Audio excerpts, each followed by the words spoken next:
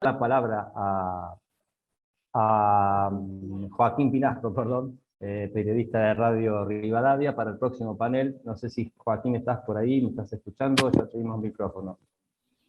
Hola Daniel, ¿cómo estás? Buenas tardes para todos y muchísimas gracias a Fundación Libertad por invitarme a participar de este panel y por supuesto muy atento no solo a la mesa de enlace que acaba de terminar, sino también a dos amigas y colegas como son Pilu Giraudo y Jorgelina Traut, así que se hace más fácil el trabajo cuando a uno lo anteceden este tipo de profesionales. Así que bueno, muchísimas gracias. Si te parece, Daniel, y por supuesto mi agradecimiento para Ana, que estuvimos charlando y nos ha convocado. Sí. Si te parece, nos metemos de lleno en el panel que nos toca. Sí, sí, por supuesto, Joaquín. Está Juan Manuel Alberro ya y Luis Colmeña. Falta Mario Ravetino, pero en un Perfecto. ratito ya nos confirmó que se va a conectar, así que por favor, avanzar nomás con los dos primero y después, cuando tengamos Dale. al señor Ravetino, seguimos. Así que Dale, todo gracias tuyo. Daniel. Bueno, y muchas Empezó gracias el a micrófono. las personas que nos están viendo y escuchando. Este cuarto panel del día de hoy, que tiene que ver con empresarios, con ganadería y productores agrícolas. Vamos a empezar con Juan Manuel Alberro, vicepresidente de Braford. Juan Manuel, buenas tardes, ¿cómo estás? Hola, buenas tardes. ¿Cómo estás, Joaquín? Un gusto.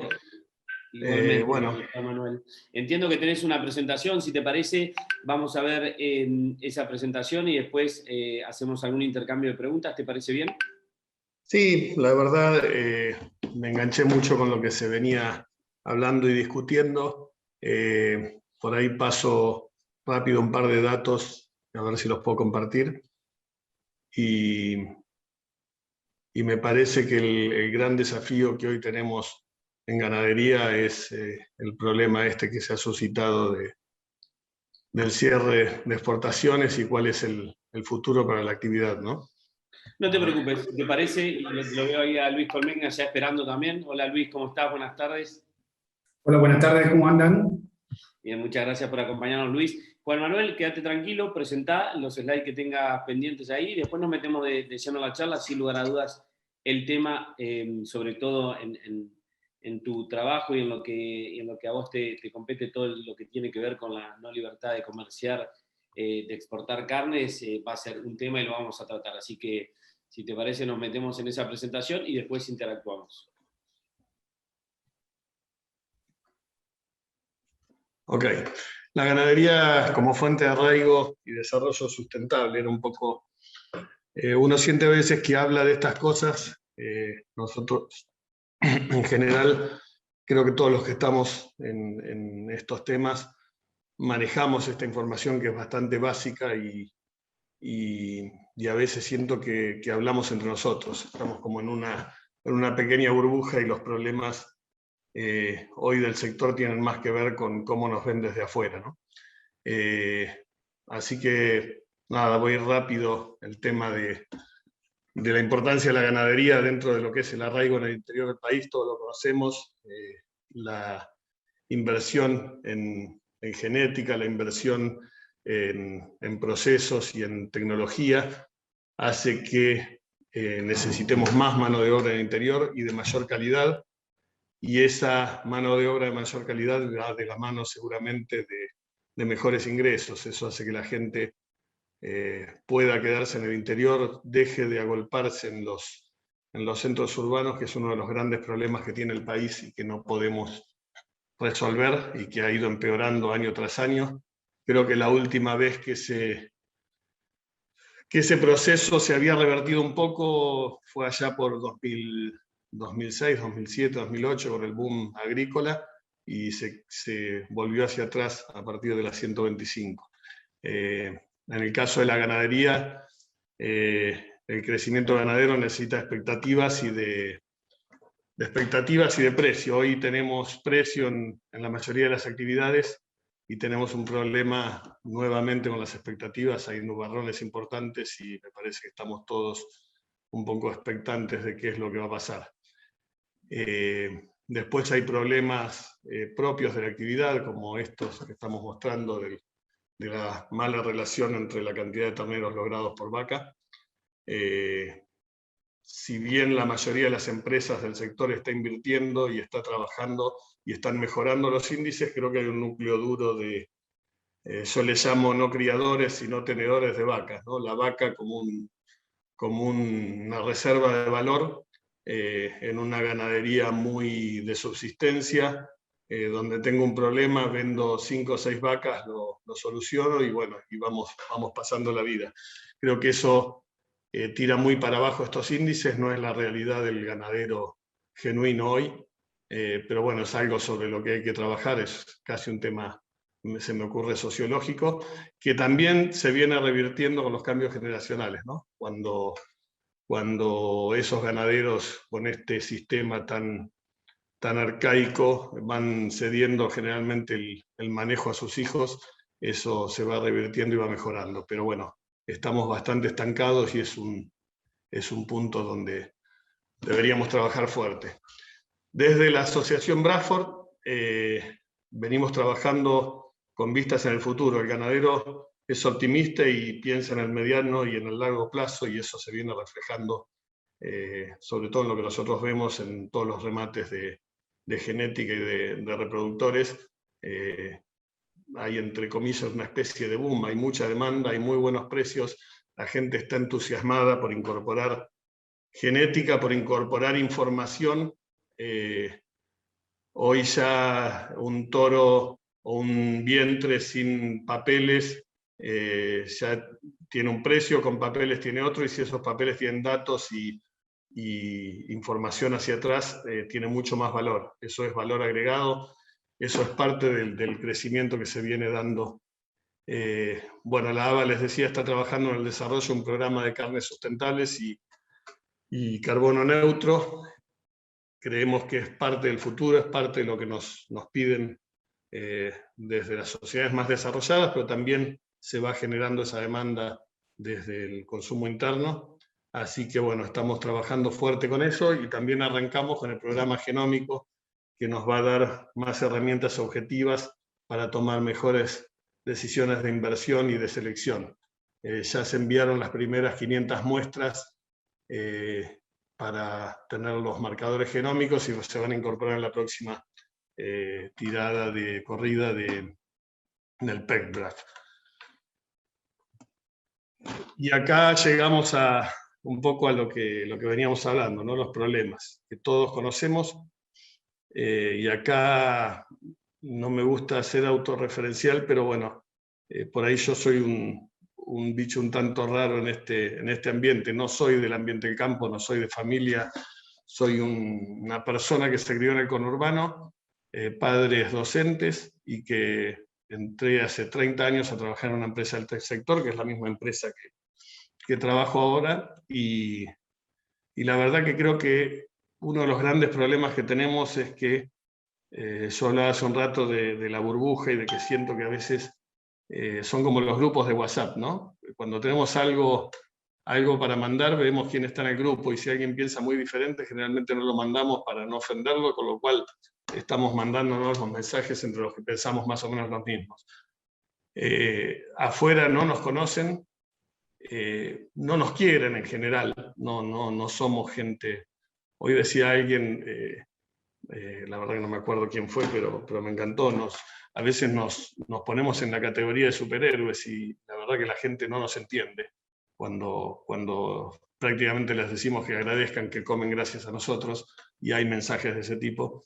Entonces, creo que todo esto, aparte del cortoplacismo de los políticos, tiene que ver con una falencia nuestra en no saber comunicar hacia afuera y no haber hecho hace años una campaña para que la gente conozca el campo, para que la gente sepa qué le aporta el campo al país, no solo en retenciones, ¿no? Sino lo que estamos hablando, trabajo en el interior del país. Creo que hay mucho para trabajar. Acá dentro de los títulos está el despido de 150 personas en un frigorífico de Santa Fe. Hoy me acordaba... Manuel, déjame sí. hacer una consulta, pues me parece que es pertinente, ¿no? Y sobre todo viendo esa nota de economía de Infobae que le escribimos nosotros ahí junto a Juan Martín Melo, a quien aprovecho y le mando un gran abrazo, y tiene que ver con esto que decías vos, que me parece interesante profundizar el hecho de dejar de tirar la pelota hacia afuera en cuanto a la imagen, ¿no? Y recuerdo una entrevista que hicimos con Jorge Giacobbe Hijo sobre un trabajo que hizo sobre la opinión pública hacia el sector agropecuario, ¿no? Quizás hace unos años se pensaba que existía ese mito que las grandes urbes opinaban mal del campo, del oligarca, del terrateniente, bueno, etcétera, etcétera. Y lo que descubrió ese estudio es que eso sucede, por supuesto, pero que una inmensa mayoría de las ciudades que están interrelacionadas con el ecosistema agropecuario, que viven gracias al sector agropecuario, también opinan mal del sector agropecuario. Básicamente, ¿por qué pensás que esto sucede? ¿Y qué harías para cambiarlo, ¿no? Vos como cabañero, como vicepresidente de Bradford, pero también como familia decías, de hijos docentes, bueno, etcétera, etcétera. Creo que hay mucho de prejuicio, hay mucho de historia que se grabó a fuego. El gran terrateniente, el empleado viviendo en tapieras por la comida y los vicios, existió. Todavía debe haber algún caso para poner de ejemplo y seguramente si lo encuentran lo van a poner de ejemplo y nos van a meter en la misma bolsa a todos. Creo que hay mucho de eso, hay mucho por eso digo, de no entender de que entre nosotros mismos discutimos, productores chicos, productores grandes, como si el grande fuera el enemigo del productor chico.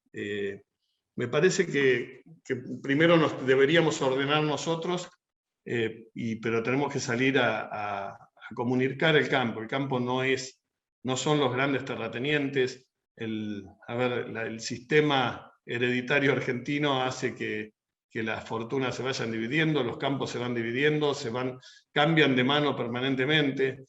Las grandes operaciones inmobiliarias de campo generalmente es plata que no viene del campo, es muy difícil comprar grandes extensiones de campo siendo productor. Y digo, hay toda una serie de mentiras y de falacias que la gente va absorbiendo. Y de respecto a los pueblos del interior, yo creo que es un poco así, pero por otro lado, en la medida en que la gente consigue mejores trabajos en el campo, con capacitación, con remuneración, no sé, uno lo palpa. Nosotros estamos en el noroeste de Santa Fe y no nos damos sorpresas desagradables, por ejemplo, cuando hay elecciones, decir, puta, mirá, la gente, perdón la palabra, pero la gente está en las antípodas de lo que pensamos nosotros. Acá en los pueblos ganan los partidos que promueven la producción. Después las grandes urbes terminan definiendo al gobernador y al presidente, pero me parece que en los pueblos eso ha comenzado a cambiar de la mano también de una mejora en la relación entre el peón y el empleado de campo con los empresarios, ¿no? O con los productores.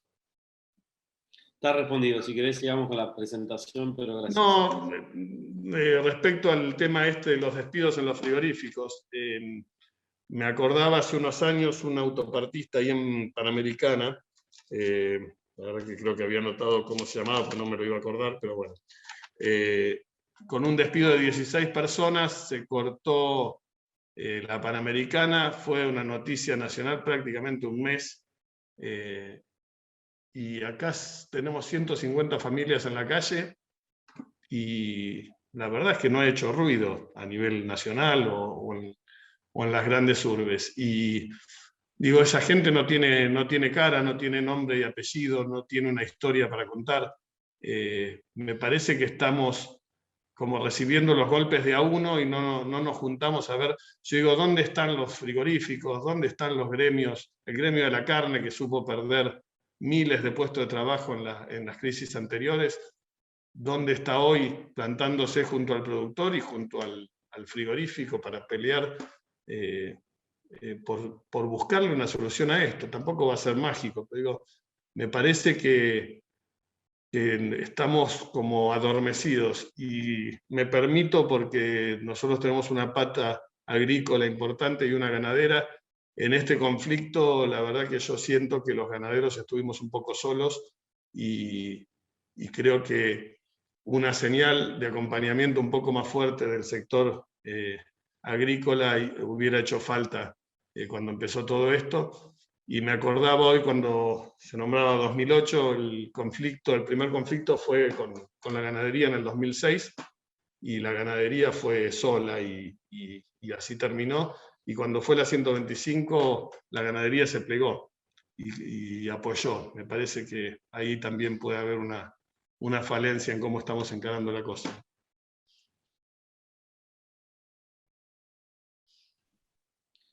Perfecto, Juan Manuel, ¿querés que prosigamos?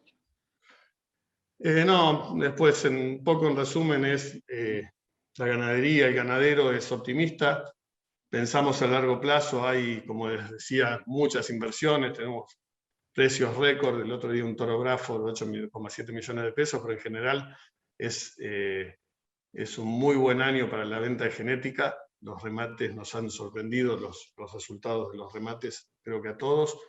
El sector sigue invirtiendo, tenemos que saber mostrarnos y mostrar cuál es la oportunidad de crecimiento, y no puede ser en un país con un 50% de pobres que nos usen para subvencionar la carne de la clase alta y la clase media, porque la clase baja, el pobre, me parece que no viene por ahí el tema. Me parece que esto es como cuando se subvenciona el gas y subvencionamos el gas de las clases altas a las clases medias y el pobre compra garrafa. Entonces, evidentemente es una medida política errada, pero bueno, el otro punto, cuando hablaban de meterse en política y todo esto, digo, también tenemos que mirar más abajo, ¿no? ¿Dónde están los gobernadores? ¿Dónde están los intendentes que tienen los frigoríficos en sus pueblos o que dependen los pueblos 100% de la ganadería? Me parece que tenemos que empezar a participar y a presionar por todos lados, porque los gobernadores de las provincias productoras, salvo alguna declaración de ocasión, no los veo muy interesados en hacer peticiones para que nos solucionen este tema, ¿no? Recién mencionabas, Juan Manuel, un precio récord de un toro Braford, ¿no? Pero si uno va a la genética, por lo menos de las 4 razas más importantes, que son Hereford, Braford, Brangus y Angus en Argentina, también hubo hace muy poquito un precio absolutamente récord de una hembra. Sí, ahí está. Sí, de una futura madre, ¿no? Y vos, entiendo, formás parte, no recuerdo exactamente si es de la carreta o de qué cabaña, pero sí que trabajás. Sí, soy ministro de Estancia La Carreta. Ok. Digo, ¿cómo se explica que ante semejante coyuntura el productor pecuario siga invirtiendo y Argentina siga siendo referente? Porque quizás muchos de esos precios son empujados por compras de cabañas del exterior, sobre todo Paraguay, Bolivia, Brasil. Digo, ¿qué dicotomía tan grande vivimos, no? Sí, pero un poco lo que hablábamos, ¿no? Hay un optimismo, hay una situación donde estamos, entre comillas, produciendo lo que es una especie de caviar para el mundo y nosotros queremos boicotearnos y no venderlo. Pero el mundo demanda y China demanda, yo digo hasta si no tendríamos que hacer lobby con China, si necesitan carne y nosotros estamos para venderla, bueno, que nos den una mano, que creo que podría ser una opción. Digo, tenemos que sentarnos a pensar otras cosas. Pero acá tiene que ver mucho la exportación de genética, son cabañas de punta, son razas, la raza nuestra a nivel mundial empezó de atrás y hoy es un referente mundial, el Braford. Yo creo que tenemos realmente el mejor Braford del mundo, y en general vienen de los países productores a llevarse genética nuestra, y eso es un mercado maravilloso, de valor agregado, de trabajo, de estudio, y creo que se debe un poco a eso, ¿no? Esto está apoyado por eso. El toro este que hablamos va a ir a un centro de acá, pero todos los centros están exportando muchísimo semen al exterior, así que es un negocio que... Pero indistintamente, y volviendo a la historia, ¿no? La gente hasta en el peor momento, nosotros vendemos reproductores hace 30 años, hasta en el peor momento el ganadero apostó e invirtió. Los toros más caros en kilos de ternero y kilos de novillo que se vendieron en la historia, te puedo asegurar que era en plena crisis de la intervención de Guillermo Moreno. Era poca plata porque el ternero y el gordo no valía nada. Sin embargo, en kilos de ternero, en kilos de gordo, se pagaban a precios históricos. Creo que tenemos una locomotora que si nos despejan la vía, no vamos a solucionar los problemas del país, que son mucho más grandes, pero vamos a dar una mano, vamos a dar trabajo y vamos a generar riqueza para salir de este vergonzoso 50% de pobreza que lamentablemente, si seguimos tomando este tipo de medidas, se va a seguir agrandando la pobreza y vamos a estar cada vez más metidos en problemas. Absolutamente. ¿Te parece, Juan Manuel, que charlemos un rato ahora con Luis y volvemos e interactuamos entre todos? Perfecto, muchas gracias. Creo que lo tengo ahí a Luis Colmena. Luis, ¿estás por ahí? Y Joaquín, acá estoy. Para mí que comparto esto. Ahí te veo perfecto y te escucho clarísimo. Si te parece, Luis, compartinos tu presentación y después interactuamos un poco, ¿te parece? Fantástico. Gracias, Luis. Ya ven y se ve, la semana pasada estuvimos hablando bastante con Ana un poco sobre esta presentación y me contaba de que sería bueno hablar un poco de los desafíos que tenemos en el sector, fundamentalmente como empresa agroindustrial. Y para lo cual yo creo que es importante contar un poco qué es la Artrigoyen muy rápidamente y después ya entramos a los desafíos que nosotros vemos. La Artrigoyen, para entenderlo, debemos dividirlo en 3 pilares. Uno son unidades de negocio dentro de la empresa, que acá tenemos todo lo que es originación de granos, tenemos 17 plantas de acopio, todo lo que es venta de insumos, en lo cual tenemos 37 sucursales a lo largo de provincia de Buenos Aires, La Pampa, Entre Ríos, 2 en Salta y en Córdoba. Tenemos 2 criaderos de cerdo, uno en Reconquista, en el norte de Santa Fe, y otro en General Pico de La Pampa. Tenemos 20.000 cabezas de hacienda que están distribuidas por varias provincias también. Tenemos un pequeño semillero y una flota de camiones. Segundo pilar es inversiones significativas que tenemos como el Artrigoyen. Por ejemplo, una de las empresas en las que nosotros tenemos participación mayoritaria es Alea, que es sponsor de este seminario. Alea es una exportadora de cebada cervecera y además se complementa muy bien con el negocio de Artrigoyen, con las redes sucursales que tiene en el sudeste de la provincia de Buenos Aires.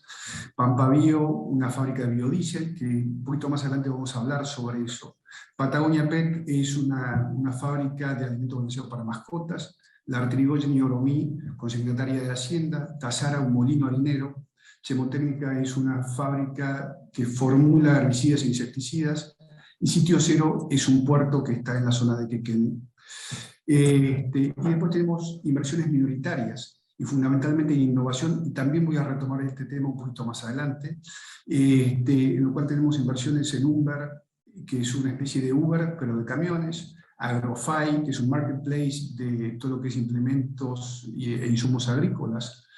Nandi es un startup bastante nuevo que lo que se dedica es poner un chip, o se está desarrollando un chip para poner en toros, como para poder ver cuál es el índice de productividad en cuanto a los saltos de los toros.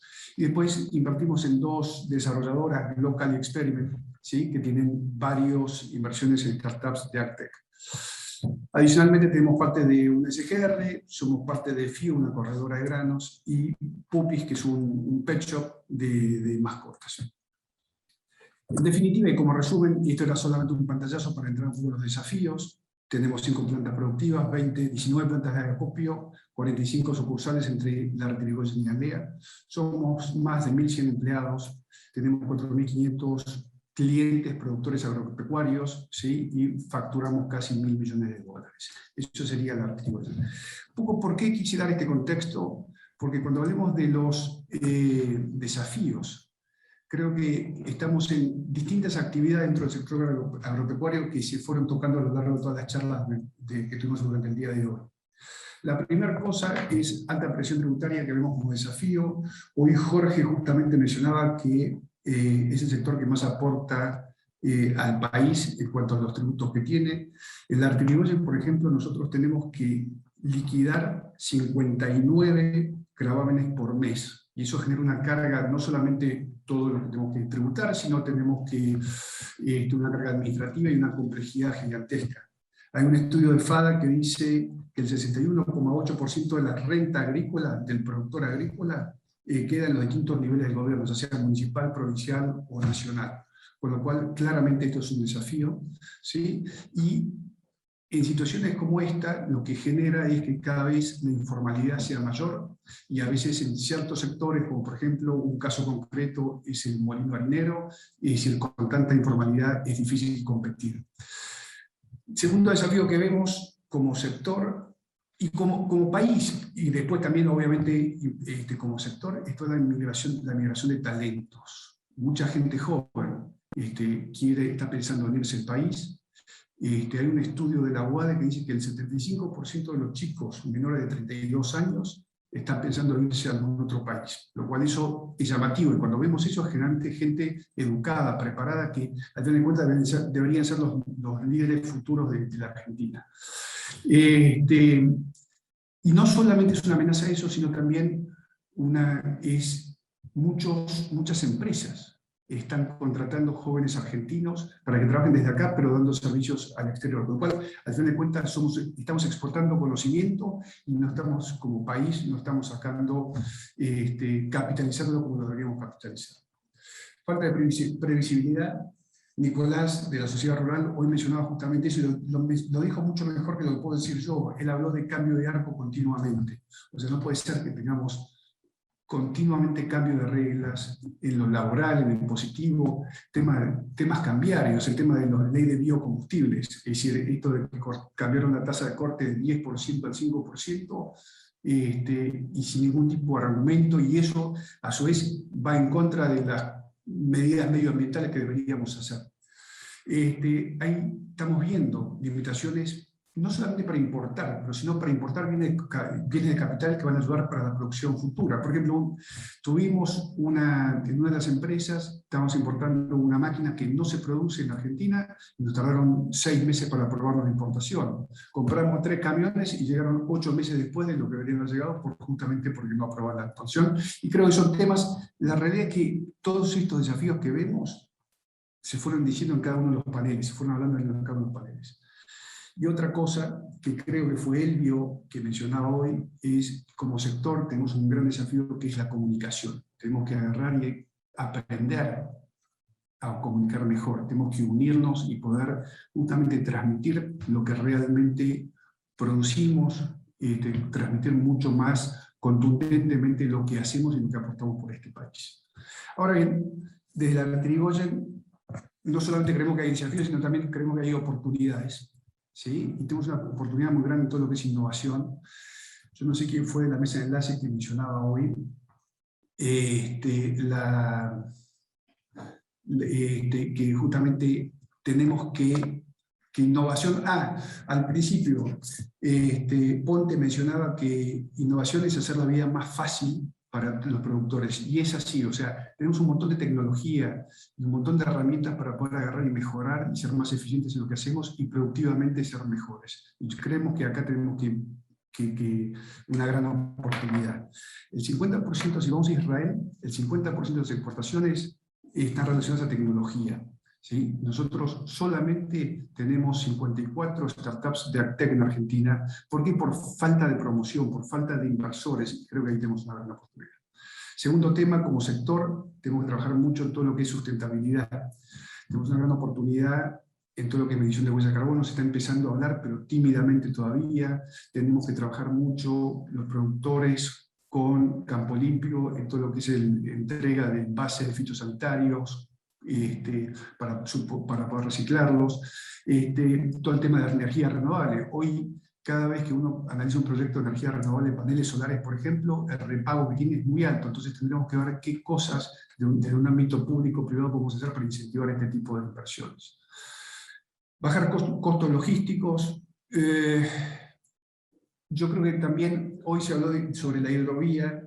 Creo que es, más que bajar costos logísticos, es invertir en logística en Argentina. El 92,7% del transporte terrestre se hace vía camiones y el costo es altísimo. Creemos que deberíamos invertir mucho más las redes ferroviarias, el tema de hidrovía, el tema de rutas para poder permitir tener en todas las rutas del país los bitrenes, los camiones que cargan casi el doble de capacidad, ¿sí? Con lo cual ahí tenemos una oportunidad también. Puse descomoditizar, yo creo que es darle un valor agregado a la producción. Hoy mencionaba la mesa de enlace de que o sea, como sector tenemos producción primaria, deberíamos dar un valor agregado, deberíamos tratar de brindar mayores productos finales, ¿sí? Trabajar el tema de trazabilidad. Hoy en día cada vez se ve más que, por ejemplo, una startup que hay que se llama Carnes Validadas, cada vez se le va a dar más importancia a ese tipo de cosas y le va a agregar valor. Tenemos inversiones, o sea, y como consecuencia de esto, claramente una oportunidad en invertir en el sector. Hay mucho por hacer, hay muchas oportunidades, y creo que era Juan Manuel recién que decía que el productor agropecuario es optimista por naturaleza, y claramente es así. Cuando hay una oportunidad, siempre está reinvirtiendo lo que su rentabilidad. Y por último, tenemos que trabajar para atraer y para retener a la gente joven. Tenemos que dar un mensaje un poco más optimista. Creo que muchas veces transmitimos desesperanza, y eso la gente joven lo vive, y por eso mismo esas encuestas que dicen el 75% de la gente se quiere ir del país. Para terminar, creemos que de problemas tenemos que empezar a ver soluciones, ¿sí? Y dejarnos de jeringuear, de quejarnos tanto, y de imposible borrar la I y la M y pasar a que las cosas sean posibles, que claramente, y creo que fue Carlos o Elio, hoy decían que tenemos un gran país, un país rico, y que debería tener absolutamente todo el futuro por delante. Eso es un poco lo que tenía para comentar, Joaquín. Gracias, Luis. Antes de charlar entre los tres, quería entender un poco qué están haciendo desde el Artirígoyen, desde el Arti, como le gusta decir a muchas personas que conozco y a algún que otro amigo que trabaja en la organización. ¿Qué están haciendo en cuanto a sustentabilidad y medio ambiente? Que también lo mencionó Juan Manuel, bueno, lo charlaba Pilu Giraudo hace un ratito nomás. ¿Qué están haciendo desde el Arti ustedes? Tenemos varias iniciativas. La primera es que empezamos a último trimestre del año pasado, y es un proyecto de 1 año y medio. Vamos a estar midiendo la huella de carbono de cada una de las unidades de negocio del grupo. Ya hemos terminado la parte de ganadería, que hicimos con el método Ingriso. Ayer o anteayer salió un artículo justamente del tema de la emisión de carbono de ganadería, y es tal cual lo que decía el artículo ese. Tenemos una percepción bastante equivocada de si el ganado contamina o no. El problema es que nos faltan datos, y entonces por eso estamos haciendo esa medición. El objetivo es que para el primer trimestre del año 2022 podamos tener toda la empresa mapeada, entendiendo cuál es el balance de carbono, y en función a eso armar planes de mitigación como para poder compensar. La segunda cosa que estamos haciendo es justamente con este tema de campo limpio que decía recién. Finales del 2019, principios del año 2020, en La Pampa se suspendió por 3 meses la venta de fitosanitarios, como consecuencia de que no se estaba cumpliendo con la ley de fitosanitarios, para lo cual eso creemos que no es una responsabilidad solamente de Campo Limpio o de los registrantes, sino que de todos los eslabones de la cadena. Y entonces nos juntamos con el gobierno de La Pampa, nos juntamos con Campo Limpio, y desde el Artirígoyen pusimos un CAT, que es un centro de almacenamiento transitorio de almidones, como para poder aportar nuestro granito de arena a eso. Estamos trabajando con proyectos de energías renovables, ya pusimos paneles solares en las oficinas de la Casa Central de Artirígoyen en Catriló, y estamos evaluando poder hacerlo para algunas de las plantas que tenemos ubicadas en La Pampa. Pero de vuelta, lo que te decía recién, la oportunidad es ver cómo podemos hacer que sea más accesibles esas inversiones, ¿no? Porque la verdad que hoy los números cuestan bastante. Y después estamos trabajando mucho en todo lo que es capacitación a nuestros empleados sobre temas de ambiental, también a los productores y aplicadores, justamente como para concientizar, al menos en las comunidades en las cuales nosotros nos movemos. Vos sabés que hay una tenacidad en ustedes en ver oportunidades.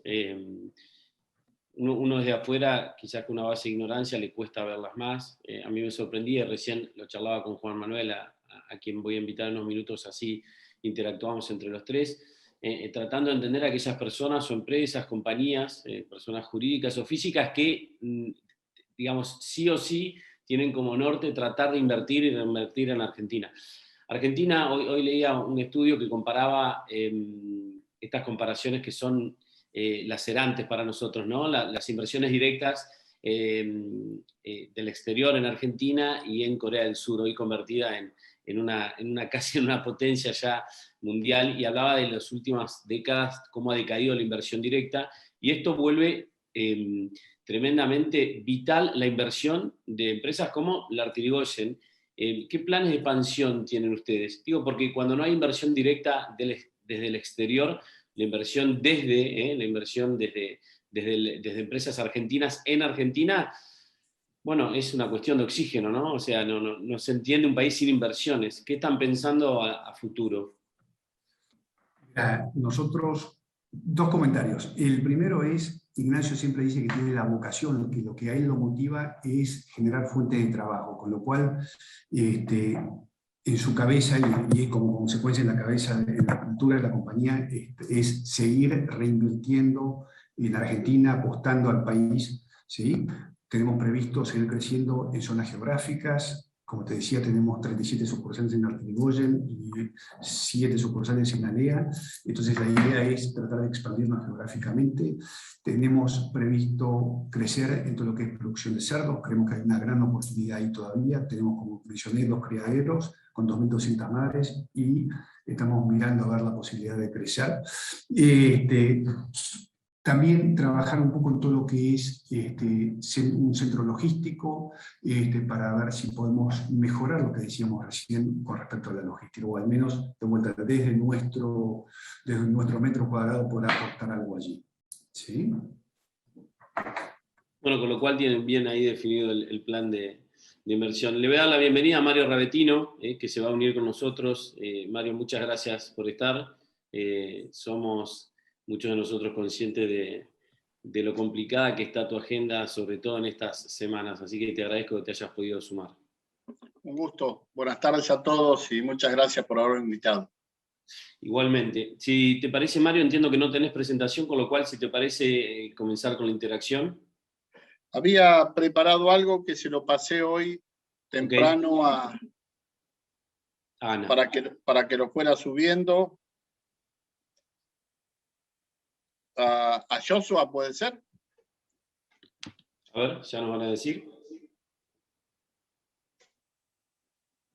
Mientras tanto, si te parece, Mario, mientras Ana, que seguro está escuchando y dando solución a esto. Sí, ahora, perdona, ya lo buscamos, ya lo ponemos. Ok, vos avísame cuando esté y no hay ningún problema. Mientras tanto, quería hacerte una pregunta / comentario, Mario, porque entiendo que has estado, sobre todo en estas últimas semanas, con el tema de la provisión de exportación de carne, en negociaciones que seguramente tienen como una montaña rusa, ¿no? Una cuestión de altos y bajos muy marcados. Hace un ratito nada más se está dando en Marco Juárez, provincia de Córdoba, un congreso que es el primer congreso de la producción, ¿no? Y en ese congreso subió al escenario Jorge de Solmi, que es el secretario de la Industria de la Nación, postulando, levantando banderas, entre otros, de las bondades de la exportación para Argentina, la necesidad de dar previsibilidad, la necesidad de un marco jurídico, bueno, etcétera, etcétera. Inmediatamente subió Sergio Busso, que es ministro de Agricultura de la provincia de Córdoba, y rebatió absolutamente todos los puntos y puso en jaque lo que dijo el secretario unos minutos antes. Y te pregunto si a vos como parte de la negociación en cuanto al cierre o no de las exportaciones, ¿cómo se convive con esta cuestión de casi esquizofrenia de qué es lo que necesitamos, pero qué es lo que hacemos desde el Poder Ejecutivo? ¿Cómo lo has vivido estas semanas? Bueno, mirá, primero permitime presentarme. Soy Mario Ravetino, presidente del Consorcio de Exportadores de Carnes de ABC. Nosotros somos la industria exportadora de carne bovina del país, agrupamos el 85% de los productos de carnes bovinas, empleados, congelados y termoprocesados. Yo creo que, y ahora sí voy un poquito a tu pregunta, estamos en una situación en estos días que está totalmente dedicada a la política, ¿no? Y todos los comentarios que se están haciendo, como el que vos decís en este caso, un tuit que ayer hubo de la presidenta, o algún otro comentario de exponentes del sector y de políticos, ya sean del oficialismo, de la oposición o de la lista que intervengan, están todos con el condimento de las elecciones. Yo creo que nosotros tenemos que analizar seria y fríamente si Argentina tiene que ser un proveedor importante de proteína animal, y entre proteína animal las carnes bovinas, porque el mundo así se lo permite en este momento, y ese sería nuestro gran desafío, o si nos vamos a contentar con que nos restringimos al mercado doméstico, y restringiéndonos al mercado doméstico nos vamos a quedar hasta sin carne para el mercado doméstico. Entonces, ese es el gran desafío estructural que tenemos que darnos. Yo soy un convencido que Argentina puede y debe participar en la posibilidad que le da el mundo como elaborador y como proveedor de proteína animal. Soy un convencido. Pero bueno, ahí es donde tenemos que trabajar con el gobierno de turno, y a veces con un gobierno como este, que tiene sectores realmente muy, muy pragmáticos, muy duros y muy ideológicos, con una visión totalmente distinta a lo que piensa un inversor privado. Creo que la cosa va por ahí más o menos, y si te parece empiezo un poquito con lo que había preparado para después darle a ustedes la oportunidad de las preguntas que quieran. Yo básicamente les quería comentar cómo ha sido la evolución de la exportación de la carne bovina argentina en los últimos años y cómo nos afecta justamente lo que vos acabas de preguntar. La intervención, el cierre de las exportaciones, la cupificación del 50%. Si ustedes miran acá esta primera imagen, van a ver el crecimiento que ha tenido Argentina en materia de exportaciones. Argentina, cuando tiene reglas claras, previsibles, pega un salto cuantitativo importante. Está bien que ha cambiado su enfoque. Argentina exportó el siglo pasado al bloque Unión Europea, era nuestro gran cliente y todo nuestro destino en materia de carnes bovinas. Ahora eso se ha desplazado al sudeste asiático con la interrupción de China a la cabeza de todo este bloque, con una pertenencia y con una participación realmente asombrosa. Ustedes pueden ver ahí lo que son las exportaciones de productos termoprocesados, congelados sin hueso, congelado con hueso y enfriados, y van a ver que los congelados sin hueso son los que tienen mayor preponderancia, y eso es básicamente China, ¿no? Es el gran desafío que tenemos en este momento, en donde podemos decir que no hay competencia porque todos los países comercializan. Y así veníamos trabajando, y sin repetir el volumen exportado del año pasado, porque teníamos una carencia en materia de stock ganadero. Uno de los problemas estructurales que tenemos es que el stock ganadero no acompaña el crecimiento de la población. Se ha estancado. Ese es un desafío que tenemos que trabajar, porque el sector primario, la producción, tiene un competidor proactivo y positivo, que es la agricultura, pero que indudablemente, cuando vamos a los números de stock, infiere porque el stock ganadero en Argentina no está creciendo. Entonces, ¿qué tenemos que buscar? Y alternativas como de no matar animales tan livianos, porque si cuesta tanto hacer un novillo, cuesta 2 años, una cosa es faenarlo a los 300 kilos y otro a los 350 o a los 400. Vamos a tener la misma calidad, los mismos grados de terneza, pero vamos a tener mucho mayor volumen de producción. En definitiva, esto es cómo han evolucionado las exportaciones de carne bovina, y lo que quería inferir, lo que quería referir, mejor dicho, en este momento, es que si Argentina la dejan, Argentina puede insertarse como proveedor importante, prioritario del mercado internacional. Vamos a la segunda. Acá vemos también cómo han evolucionado las exportaciones de carnes, pero se nota con mucha mayor claridad lo que es China. Nosotros tenemos, como decía recién, una participación importantísima en China.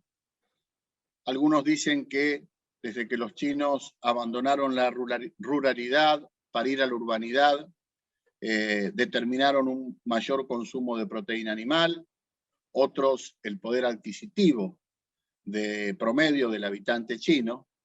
Lo que sí es categórico es que China aparece en el mercado internacional con fuerza a partir del brote de peste porcina africana, que los obliga a sacrificar 1/3 de su stock de cerdos. Y no tienen otra alternativa que salir agresivamente al mercado internacional, adquirir proteína animal y adquirir productos cárnicos para esa inmensa población que tienen y que no pueden dejar de atender. Pasamos a la otra, por favor.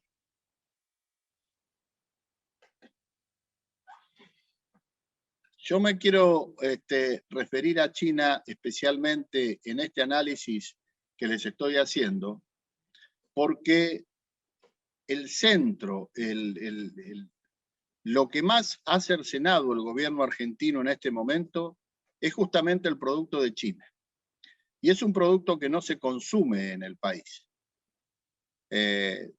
Dejar esas categorías de vaca que Argentina no consume, no por mala calidad, sino porque Argentina, aunque les parezca mentira, es el primer consumidor del mundo en carnes, 50 kilos habitante año, sin considerar elementos nuevos como es el tema del veganismo en Argentina, que ya oscila entre el 8 y el 10%. Esta determinación del gobierno ha afectado principalmente a los productos de China. Y se los voy a leer directamente para ser más claro. China se convirtió en el principal importador mundial de carne bovina. En los primeros 7 meses de 2021, importó carne bovina por un volumen de 1.300.000 toneladas, valuadas en 6.2 billones de dólares. ¿Cómo las importó? El 40% de Brasil, el 23% de Argentina, el 14% de Uruguay, el 9% de Nueva Zelanda y el 6% de Australia. Y aparece Estados Unidos con un 5%, pero con una proyección sumamente importante en cuanto al incremental que va a tener con el tiempo. Estados Unidos le exportó a China 62.000 toneladas por 496 millones de dólares en lo que va de este año, sin haberle antes exportado nada. Pasamos a la próxima, por favor. Acá está un poquito en toneladas, en miles de dólares y en dólares por tonelada, la significancia que tiene China y que tiene para nosotros. Casualmente en estos días, y como muchos de ustedes sabrán, Brasil ha tenido un suceso de vaca loca de 2 casos, por el cual está marginado de China en este momento. Brasil ha actuado como corresponde, con toda la aplicación de su protocolo sanitario. Esto determina que en un plazo, yo creo no mayor a 20 días, un mes, Brasil va a estar otra vez operando con China. Pero Brasil es un jugador que faena 350.000 cabezas por semana.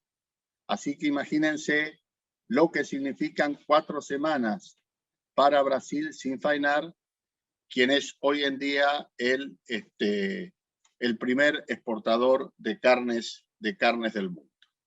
Entonces, agredir al mercado chino con una medida de cierre de las exportaciones es realmente un problema. Y cuando ese producto no se consume acá en Argentina, es lo que nosotros nos preocupa porque no sabemos hacérselo entender al gobierno o no lo quiere entender. Porque no hay necesidad, reitero, de seguir manteniendo ese producto sin exportar en el país. Pasemos a la otra, por favor. Bueno, acá están cómo han evolucionado las exportaciones bovina de la Argentina en el transcurso del tiempo analizado. Y ustedes van a ver de manera muy significativa cómo veníamos y cómo estamos a partir de mayo, que es cuando se produce el cierre de las exportaciones. Lo pueden ver claramente el mes de junio, el mes de julio y el mes de agosto. Esto va a determinar, como en algún momento de la charla comenté, que Argentina, que aspiraba este año a tratar de equiparar su volumen exportable del 2020 y que ya sabíamos que no lo íbamos a hacer por una cuestión de materia prima, a que vamos a terminar el año entre un 20 y un 25% menos de lo que exportamos el año pasado. Cuando hablamos de exportar menos que el año pasado, hablamos de tener problemas con la producción, porque indudablemente las señales estas, todo lo que hacen es quitar los incentivos al productor. El productor quiere señales claras, como también lo quiere el industrial. El industrial estaba en un proceso de inversión. Nosotros habíamos programado un plan de inversiones de $300 millones en las empresas de ABC, que nos llevaban en los 4 años de gobierno a exportar 1.500.000 toneladas y a ingresar divisas por $6.200 millones al país de manera anual. Eso se vio todo interrumpido. Y hay un hecho que demuestra de manera categórica lo que está pasando, que es la exportación de hueso. Argentina, en el mes de agosto, exportó una cifra récord de huesos, 9.805 toneladas. ¿Por qué ocurre eso? Porque Argentina no puede exportar carne. Imagínense ustedes una empresa que hace una inversión considerable en equipos de frío, en túneles de congelado, en máquinas de vacío, y que toda esa inversión que está prevista para trabajar un producto promedio de $8.500, termina trabajando hueso que tiene un valor de exportación de $600. Esas son las cosas que realmente hay que analizar para ver y para comentar lo que está sucediendo. Ni hablar del empleo como se resiente. No hemos tenido despido, no, pero hay muchos menores turnos de faena, turnos de despostada. La industria frigorífica tiene toda una política de premios, incentivos y destajos que con esto se ve totalmente alterada. Y ni hablar de lo que es la fidelización del cliente. Conquistar un cliente cuesta muchos años y perderlo cuesta un minuto. Esto es, muchachos, como cuando nosotros vamos a comprar una proveeduría.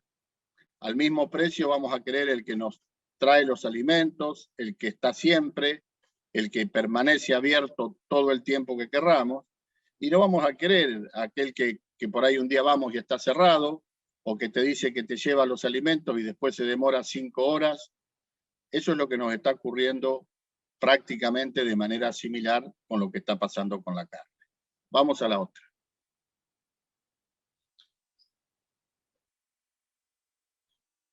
Concretamente, acá les muestro cómo se implementó las restricciones a las exportaciones de carne bovina en Argentina. En mayo se suspendieron por 30 días las exportaciones de carne, con excepción de las cuotas internacionales, aplicable para permisos con embarque con fecha posterior a la. En junio se hizo la prohibición de 7 cortes de exportación hasta fin de año y la limitación de los embarques a una past performance equivalente al 50% del promedio julio-diciembre del año 2020. Esto significa que la reducción al 50% se hizo considerando lo que habían exportado las empresas en el año 2020. Quedaron afuera los contingentes arancelarios. Los contingentes arancelarios son la cuota Hilton, la cuota Estados Unidos, la cuota 481, que es la cuota de feedlot, y pudimos negociar a lo último un cupo de 3.500 toneladas por mes de carne kosher. La carne kosher es el negocio que tenemos con Israel, supervisada por el rabinato a través de los diferentes equipos de rabinos. Pero ¿qué pasó con esto? Lo dieron 40 días después de que lo acordamos. Es mejor dicho, lo implementaron 40 días después de lo que acordamos. Esto significó que gran parte tuvo que salir dentro del cupo y no por fuera del cupo, como habíamos dicho. Y la otra consecuencia es que el negocio de Israel es zafrero. A fines de agosto se fueron los equipos de rabino y terminó la zafra. Entonces, cuando esto salió, el negocio de Israel ya había terminado. Vuelven recién a mediados del mes de octubre. Es el tercer párrafo, el que les acabo de comentar, la creación del cupo de 3.500 toneladas con certificación kosher. Vamos, por favor, a la próxima. Acá están los efectos de las restricciones y para que lo vean claramente cómo se comportan y cómo alteran la ecuación de los distintos frigoríficos según la habilitación que tengan los frigoríficos. Porque no es lo mismo que un frigorífico tenga habilitación para varios destinos que para uno solo. La planilla está hecha mensualmente. El cupo del 50%, de acuerdo a la past performance del año 2020, que hablamos anteriormente, nos daba que en ese periodo exportábamos alrededor de 60.000 toneladas mensuales. Al 50%, ustedes tienen el número ahí, da 29.773 toneladas. Si bien la cuota Hilton son 29.000 toneladas para la industria, hay un promedio de embarque de 2.500, 3.000 toneladas mensuales, por eso hemos puesto 3.000, 1.600 Estados Unidos, 3.500 el cupo kosher que nos dieron, y 5.000 el hueso, que es lo que yo le comenté, que lamentablemente nos hemos dedicado a exportar hueso porque no podemos exportar carne. Y después van a ver ustedes la participación que tendría cada empresa, el comportamiento de cada empresa según los destinos. De la empresa 1, que tiene varios destinos y que tiene mayor posibilidades, a lo que puede exportar la empresa 3, que solo está habilitada para China. Es realmente imposible esa ecuación en un frigorífico que no tiene muchas habilitaciones. Pasamos, por favor.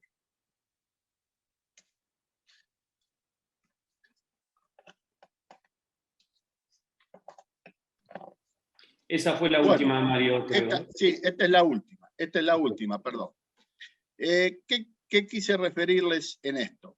Básicamente que Argentina venía con una performance y un desarrollo exportador importante, que el mundo necesita proteína animal, que Argentina tiene todas las condiciones necesarias para hacer proteína animal y participar del mundo, que Argentina tiene una dieta de proteína animal de excelencia, una de las mejores del mundo, con 50 kilos, 48 kilos, sin considerar el tema del veganismo, de carnes bovinas, 40 de carne aviar, 16 de carne de cerdo y complemento de las demás carnes, y que cualquier ecuación o cierre en una de las carnes, indudablemente resiente la actividad de la otra, y más de las aquellas que vienen en crecimiento, como el cerdo y como el tema del pollo en los últimos 10 años.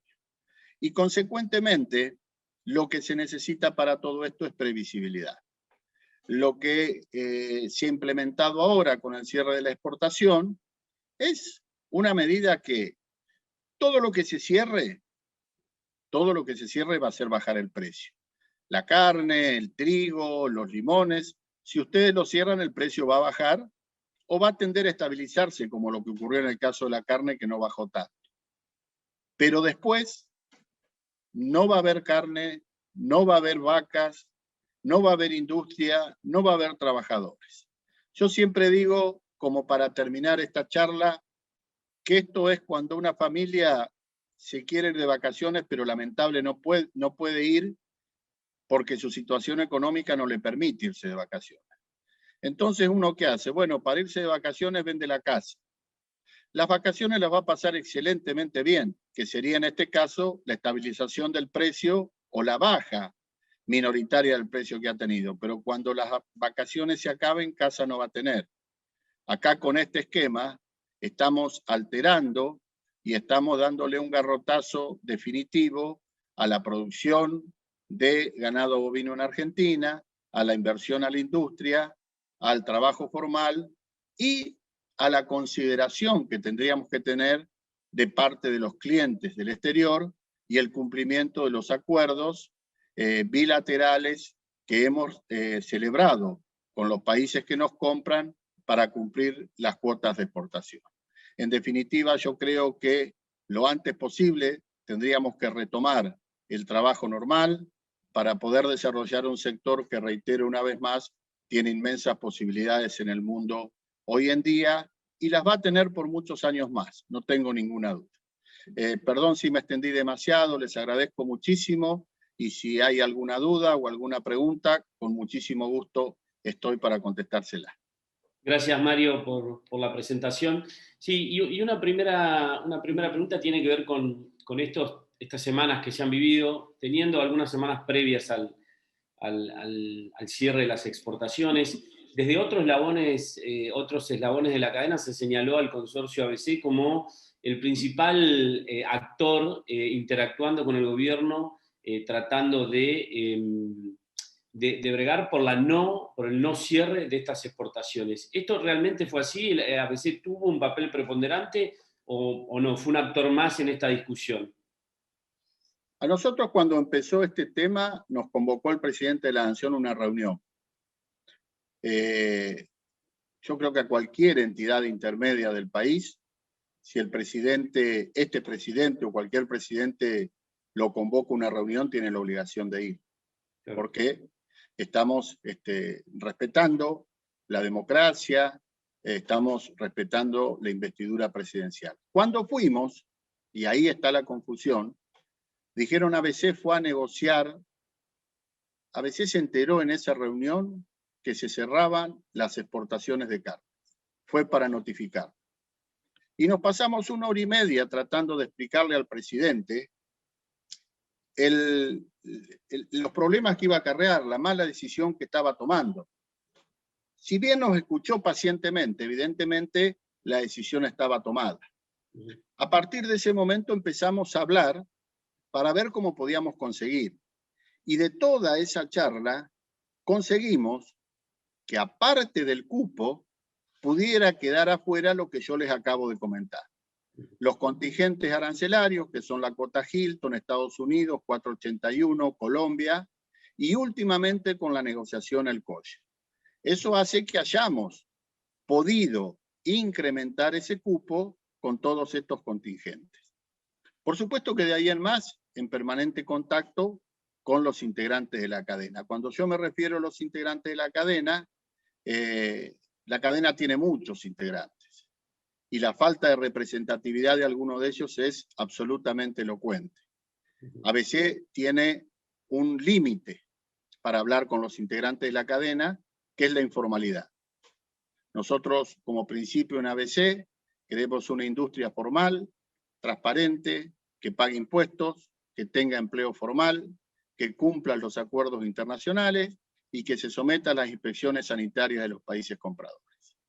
En ese sentido, ¿Cómo fue y cuál es nuestro diálogo? Con los integrantes de la mesa de enlace, básicamente, que son para nosotros los representantes del sector, del primer eslabón de la cadena, del sector productor. También con los representantes de los grupos de productores. Ustedes saben que los productores están agrupados y hacen exportaciones fundamentalmente a mercados muy tradicionales y considerados como el europeo. Los productores, hay grupos de productores de las razas que hacen un excelente trabajo en materia de comercialización de cuota Hilton. También lo hicimos con los consignatarios, lo hicimos con la Cámara de los Feedlot y lo hicimos con los gremios, por supuesto, tienen que estar desde el primer momento. Esos fueron nuestros canales de diálogo permanente y a los que les íbamos refiriendo día a día la información de cómo iban las cosas. ¿Cómo terminó todo esto? Bueno, como ustedes ven, fortificados, nosotros hicimos también negociaciones para que a fines del mes de agosto se volvieran a liberar las exportaciones, cuando vimos que no se podían liberar, para tener una escalera ascendente, que fuera paulatinamente y en el correr de los meses, incrementándole un porcentaje al cupo para la liberación total. Bueno, nos encontramos de golpe con esta resolución y acá estamos en este momento trabajando con estos integrantes de la cadena. Ustedes lo han visto, nos hemos expresado públicamente en un comunicado de prensa, tuvimos una reunión esta semana, estamos previendo otra reunión la semana que viene en la sede de la Sociedad Rural Argentina, porque consideramos que la única alternativa que tenemos es el trabajo de conjunto para revertir una determinación que consideramos errónea a todas luces. Usted, Mario, que mientras te escuchaba sobre la informalidad, lo veía a Luis Ubizarreta, a quien le mando un abrazo, y pensaba en la informalidad, por ejemplo, de otras cuestiones, de otras cadenas enormes en Argentina, como la soja y el no pago de regalías y el no tener una ley una ley más novedosa, más nueva, que tenga que ver con la genética, ¿no? Un país de avanzada hacia el mundo que, podemos decir, expulsa nuevos laboratorios, porque hay empresas nacionales que instalan sus nuevos laboratorios en Brasil para no instalarlos en Argentina. Me enteré hoy. Tiene que ver con eso, ¿no? Y como para, si se quiere comenzar a cerrar este tema de exportaciones, por lo menos con vos, Mario, ¿qué sentís cuando el gobierno pone llama a ABC con una decisión claramente tomada, con lo cual uno ahí realmente, imagino, debe haber sido un momento ciertamente incómodo, ¿no? O ilógico. Y por otro lado, cuando sale, algunos actores o voceros, entre comillas, del gobierno, sale a culpar a pseudo frigoríficos exportadores que montaron operaciones que en definitiva, y todo en potencial, eran para sacar divisas del país. Digo, el mismo gobierno que llama al consorcio para opinar, cuando se despide de esas reuniones, agrede a la cadena frigorífica en particular. ¿Cuál es tu opinión al respecto? Mira, voy a tratar de responderla porque tu pregunta tiene varias aristas. Primero, la evasión de la cadena de ganados y carnes es terrible. Nosotros lo tenemos mesurado en un trabajo que son $1.000 millones anuales. Imagínate si se trabajara en fiscalización en la cadena de ganados y carnes, si el Estado no tendría fondo para atender a aquellos sectores más vulnerables en materia de carnes bovinas. Segundo, toda esta apertura de China incrementó la informalidad en toda una serie de operadores que aparecieron, tanto en frigoríficos como en intermediarios, en donde hubo que hacer un régimen de precios referenciales porque la subfacturación era terrible. Era terrible. Productos que se comercializaban a $5.500 se facturaban a $3.000. Y entonces también tenemos que tener cuidado en ese sentido. Y tercero, ¿cómo nos sentimos? Mirá, en el caso mío yo tengo una experiencia de 12 años de negociar con un gobierno de características similares, por no decir el mismo, ¿no? Y realmente la empresa frigorífica, el empresario no tiene otra alternativa que negociar. Porque si no negociás tenés que cerrar la planta. Y cerrar la planta significa la imposibilidad de abrirla a veces después. Porque A veces se dice que es fácil cerrar una empresa, pero hay todo un giro comercial de Hacienda con los productores, hay todo un problema. Los frigoríficos de ABC tienen entre 700 y 2.500 empleados, hay todo un problema laboral, hay todo un problema con los clientes, ¿no? A los que les vas a dejar de cumplir si cerrás. Por eso es una situación difícil. Tratamos de dialogar con el gobierno, aunque lamentablemente a veces nos damos cuenta, como vos bien decís, como ocurrió en esa reunión, que había oídos sordos porque la decisión se estaba tomando. Gracias, Mario. Bueno, voy a citarlo otra vez a Luis. Yo creo que Fundación Libertad lo debería también haber sumado a este panel a Zubizarreta, porque pienso en hidrovía y voy con vos, Luis. ¿Vos pensás que el gobierno tiene la intención de meterse fuertemente en hidrovía para hacerse parte de esa caja, o temés que estando en ese eslabón de la cadena, quizás el último, porque es el eslabón exportador, quien físicamente hace posible la exportación, controlando la hidrovía, ensucie un poco más el comercio exportador de Argentina? ¿Se entendió la pregunta, Luis? ¿Me preguntás a mí, Joaquín? Sí, te pregunto a vos. Yo creo que cuando se habló esta mañana y cuando hablaron recién en la mesa de enlace, hablaron con muchísimo más fundamento de lo que yo puedo opinar, y coincido completamente con lo que dijeron recién sobre esto. Evidentemente, creo que lo mencionó Pilu, el gobierno está tomando un rol que no sé si debería tomarlo específicamente en la hidrovía. Entonces creo que zapatero a tus zapatos y cada cual que tenga que hacer lo que tenga que hacer, me parece. No sé si contesté la pregunta. Sí, absolutamente. Si Zubizarreta tiene algo para agregar, aunque no sea parte de este panel, me levanta la mano y le doy la palabra. Así que Zubizarreta me avisa y vuelvo con usted también. Vamos. Ahí está. Zubizarreta quiere opinar también. ¿Qué opina al respecto, Luis? Un gusto verte.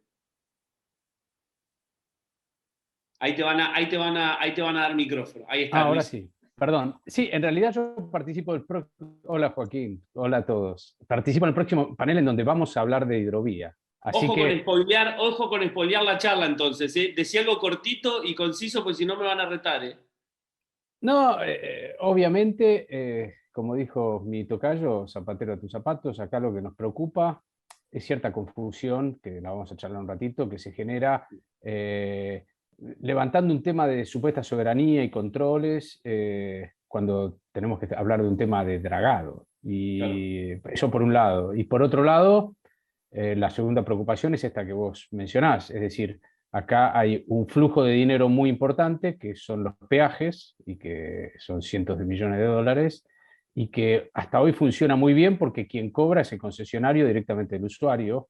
Si en el medio se mete el Estado, obviamente va a encarecer el flujo, porque cualquiera que venga a presentarse a una licitación sabiendo que en vez de cobrarle a un montón de armadores internacionales tiene que ir a buscar la plata del Estado, va a poner la prima de riesgo lógica que eso implica. Así que nada, sería malo que eso suceda, y esperemos que la decisión final sea preservar lo que funcionó bien, que es este esquema de cobro de peaje a través de directamente los usuarios.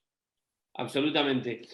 Bueno, unos últimos minutos, gracias Luis, por supuesto, unos últimos minutos, y ahí Ana seguramente me va a avisar cuando le demos fin. Apareció el señor Ricardo Bindi, es una señal de que me estoy excediendo en el tiempo, apareció y cortó, así que es un reto implícito del señor.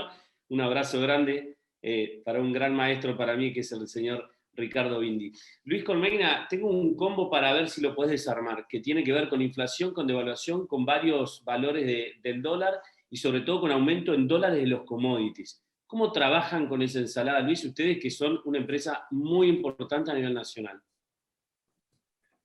Qué buena pregunta. Si tuviese la respuesta, creo que sería millonario, pero la verdad que tenemos un gran equipo de gente, tenemos un área financiera súper fuerte y súper robusta, que estamos evaluando continuamente a ver las perspectivas para dónde van. Tenemos un equipo que trabaja en una mesa de granos que está pendiente tanto del mercado local como internacional, que esta mañana hablaron mucho sobre eso, y las expectativas y lo que pueda ocurrir, por lo cual es decisiones, o sea, te diría que la mayor virtud que tenemos en la Trigoyen es la flexibilidad de por ahí definir una estrategia y cuando se ve que hay un cambio de rumbo tratar de dar media vuelta de timón y cambiar, digamos. No es fácil, no es tarea fácil, y creo que esto no solo que nos pasa a nosotros, sino que a todos los productores de agropecuarios, con lo cual nada fácil. Absolutamente. Luis Colmena, gerente general de la Artigoyen Sociedad Anónima, muchas gracias por estar con nosotros en este panel y con Fundación Libertad. Gracias. Muchísimas gracias a vos, Joaquín, y a la Fundación también. Muchas gracias, Mario Rabatino, presidente del Consorcio ABC. Gracias, de vuelta. Sabemos de tu agenda bien complicada y bien apretada en estas semanas, pero nos parecía tremendamente pertinente para los temas de coyuntura que estés con nosotros. Así que, de nuevo, gracias en nombre mío y en nombre de Fundación Libertad. Gracias a ustedes. Buenas tardes. Muchas gracias. Juan Manuel Albero, vicepresidente de Bradford. Bueno, gracias, Juan Manuel. Te pido muy cortito. Quise terminar con vos antes de charlar ahora un ratito con Richard Bindi, porque sos quizás el más cerca del productor. Sos productor, básicamente, de carne. Estás ahí con las alpargatas cuando está seco y con las botas cuando está lluvioso. Muy cortito, ¿cuáles son las sensaciones de los que están viviendo en estas semanas, sobre todo con el corte de exportación o las limitaciones a la exportación de carnes? ¿Qué es lo que sentís como productor? La verdad que es incertidumbre, ¿no? Es un poco cuando estás en la ruta y no te pintaron ni la línea del medio ni los límites a los costados, y se hace de noche y no sabes si vas bien o estás a punto de volcar. Es una sensación rara. Igual somos optimistas, los precios todavía acompañan, creo que esto no se puede extender en el tiempo, quiero ser optimista de que va a tener una solución, de que en algún momento, por ahí cuando pasen las elecciones y volvamos a tener un mediano plazo que siempre es demasiado corto para la dirigencia política, esto va a tomar un poquito su rumbo porque creo que hay muchas fuentes de trabajo en juego, hay mucho para crecer, tenemos un mercado que nos está demandando y la verdad es que no veo una razón lógica para que nos sigamos pegando tiros en los pies. Creo que en algún momento vamos a ver que no es el camino y que vamos a pegar algún volantazo. Mientras seguimos apostando, seguimos invirtiendo. Hoy hablaban un poco del tema de la gente de campo y cómo invierte. La gente de campo, el productor genuino, no sabe de comprar dólares, menos hoy con el dólar blue que vale el doble que el dólar. La gente invierte en tractores, invierte en vacas, invierte en alambre. Hoy no tenés tractores, no tenés alambre porque no tenés dólares. Entonces digo, en algún momento vamos a tener que ir corrigiendo todas estas cosas porque el campo tiene muchísimo para dar, tenemos mucho para crecer y lo único que necesitamos ya ni siquiera es que nos apoyen, sino que nos liberen un poco el camino. Gracias, Juan Manuel Albero. Muchas gracias por estar con nosotros hoy.